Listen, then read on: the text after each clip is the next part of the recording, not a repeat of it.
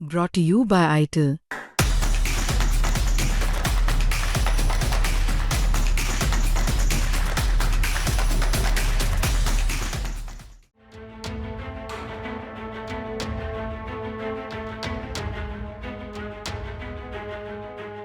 America, Israel और Iran के बीच चल रहे घमासान का असर उत्तर प्रदेश में भी देखने को मिल रहा है।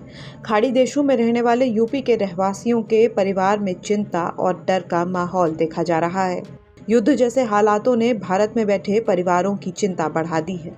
उत्तर प्रदेश के एटा जिले में भी कई परिवार अपने परिजनों की सुरक्षा को लेकर बेहद परेशान हैं, जो इन दिनों सऊदी अरब और दुबई जैसे देशों में रह रहे हैं। एटा के प्रमुख व्यापारी विकास जैन की बेटी सोना जैन अपने पति के साथ पिछले कुछ दिनों से सऊदी अरब में है। परिवार अब अपने अपनों को लेकर लगातार चिंतित है और लगातार उनसे संपर्क में रहकर उनकी सलामती की दुआ कर रहा है। हालांकि खुद सोना जैन बताती हैं कि वहां धमाकों की आवाज़ें सुनाई दे रही हैं, लेकिन फिलहाल सभी लोग सुरक्षित हैं और भारतीय दूतावास की तरफ से एडवाइजरी भी जारी की गई है। आप क्या कहना चाहेंगे? अंकल अभी तो यहाँ पे ऐसे सब ठीक है, मतलब कुछ हमारे एरिया में कुछ भी नहीं है, हम लोग जिद्दा में हैं, बट जो यहाँ की कैपिटल है रियाद, वहाँ पे हाँ हो रहे हैं, वहाँ पे मिसाइल्स वगैरह के अटैक कल हुए हैं। तो एज ऑफ नाउ अभी हम लोग तो सेफ हैं यहाँ पे। रेस्ट फिर जैसी सिचुएशन होगी, अगर इवैक्यूएट करेंगे इंडियन रेजिडेंट्स को तो ऑफ कोर्स। हालांकि सोना जैन के परिवार का क्या कुछ कहना है, सुनिए। सोना जैन उनके फादर हैं, उनसे बात कर लेते हैं। विकास जी, क्या कहना चाहेंगे ऐसे माहौल पे?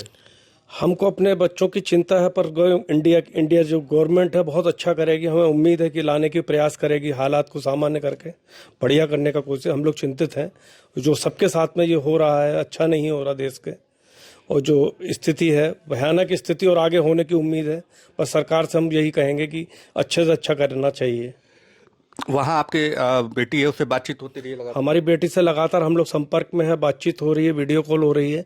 अभी थोड़ा सा इस टाइम स्थिति सही नहीं है वहाँ पर, ये मालूम पड़ा है, उससे बात हो रही है। जब ये युद्ध की सूचना आपने टीवी पर देखी तो तभी से क्या आपको लगने लगा था कि यार ये बहुत चिंता का विषय है और ये होना चाहिए? हाँ, हम लोग उसी टाइम से चिंतित हैं। सभी लोग, हमारे घर परिवार, हमारे रिश्तेदार सभी लोग परेशान हैं, और ये इस टाइप की स्थिति हो गई है कि हम लोगों को क्या समझ में नहीं आ रहा।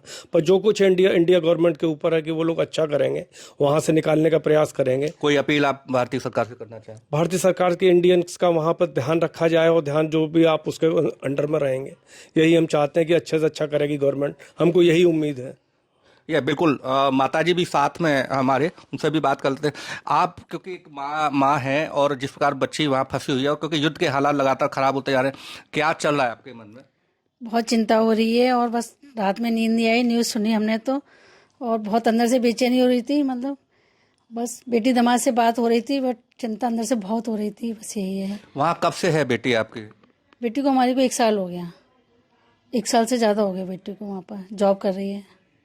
जैसे ही युद्ध शुरू हुआ, टीवी पे आपने भी देखा, तो उधर से बेटी का कोई फोन आया, आपने कॉल करके? हमने कॉल किया, जैसे हमने न्यूज़ सुनी कॉल किया हमने कि कैसे क्या स्थिति है वहाँ पर। तो बोली मम्मी अभी तो ठीक है, मतलब लेकिन फिर भी अभी इधर हम लोग की साइड ज़्यादा नहीं है, बट उधर है अभी।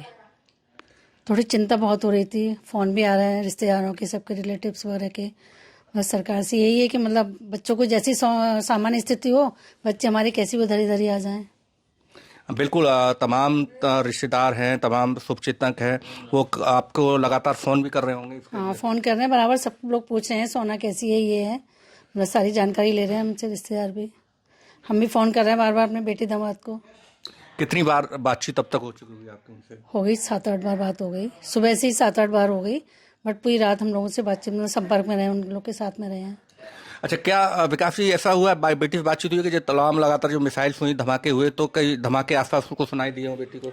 नहीं, इस टाइप का तो अभी तो उधर एरिया में नहीं है, क्योंकि ईस्टर्न और वेस्टर्न का चक्कर है। जो कुछ हुआ है वो वेस्टर्न में हुआ है, ये ईस्टर्न में रहते हैं, थोड़ा सा वहाँ से दूरी है। पर स्थिति ऐसी कि कुछ भी कभी भी हो सकता है, पता नहीं चल सकता, कभी भी कुछ भी अटैक कर सकते हैं वो, इसीलिए हम लोग चिंतित ज़्यादा हैं। तो बिल्कुल, भारत सरकार से आप कुछ कहना चाहें, कुछ मदद की? बस यही कि मतलब जल्दी स्थिति सामान हो, बच्चे हमारे कैसे भी उधर से आ जाएं, वीज़ा पासपोर्ट जो भी है, मतलब कैसे भी निकल के आ जाएं। बिल्कुल। देखिए, ये वो माता पिता हैं उनके, और तमाम चिंता इनकी अपनी बनी हुई है सुरक्षा को लेकर के। हालांकि जो जेड्डा है जहाँ पे इनकी बेटी BDS हैं, डेंटिस्ट हैं वहाँ पे, तो अभी हालांकि वहाँ तक उतनी चीज़ें नहीं हो पाई हैं, उतनी वो वहाँ तक तमाम तरह की वो चीज़ें वहाँ नहीं पहुँची हैं। हालांकि लेकिन फिर भी ये चीज़ें जिस तरह से युद्ध फैल रहा है, जिस तरीके से पूरा गल्फ कंट्री चपेटे में आ गया है, उसको लेकर के कब क्या हो जाए ये भी जो है कहना बहुत मुश्किल होगा। और यही वजह है कि जो यहाँ विकास जैन या उनकी पत्नी है, धर्मपत्नी है, वो इस बात को लेकर चिंतित हैं और वो चाहती हैं भारत सरकार से कि किसी प्रकार जब तक युद्ध के हालात सामान्य ना हो तब तक वहाँ फंसे भारतीयों को निकाल कर यहाँ लाने का वो प्रयास करेंगे, जिससे वो अपने बच्चों को सुरक्षित तरीके से देख पाएँ और वो अपने पास जो है उनको महसूस करें, उनको सुरक्षित महसूस करें।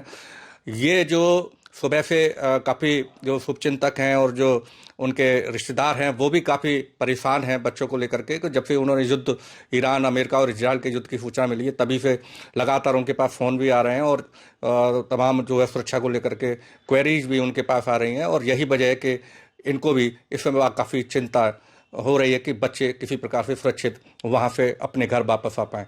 देवेश पाल सिंह, यूपी तक, एटा। लेकिन एक स्ट्रगल की आपकी कहानी लोग सुनाते हैं कि गांव में से आपने रंगमंच शुरू किया और लखनऊ के भारतीय शाहजहांपुर में कोरोनेशन आर्ट थिएटर में मैंने प्रॉपर पढ़ाई के पहले रोज शाम को एक अमेचर अभिनेता के रूप में काम किया। हमारे कृष्ण कुमार श्रीवास्तव जी हैं, जो हम लोग प्यार से कृष्णा दादा बोलते हैं, दिलीप आनंद जी हैं, जरीब मलिक आनंद जी हैं, शमीम आजाद जी हैं, महेश सक्सेना जी हैं, चंद्रमोहन महेंद्रू जी हैं, जुगनू सत्यनारायण जी हैं, सुदर्शन सलिलेश जी हैं। ऐसे बहुत सारे मित्रों की टोली है जिनके साथ में रह के हमने शाहजहांपुर में खूब रंगमंच किया।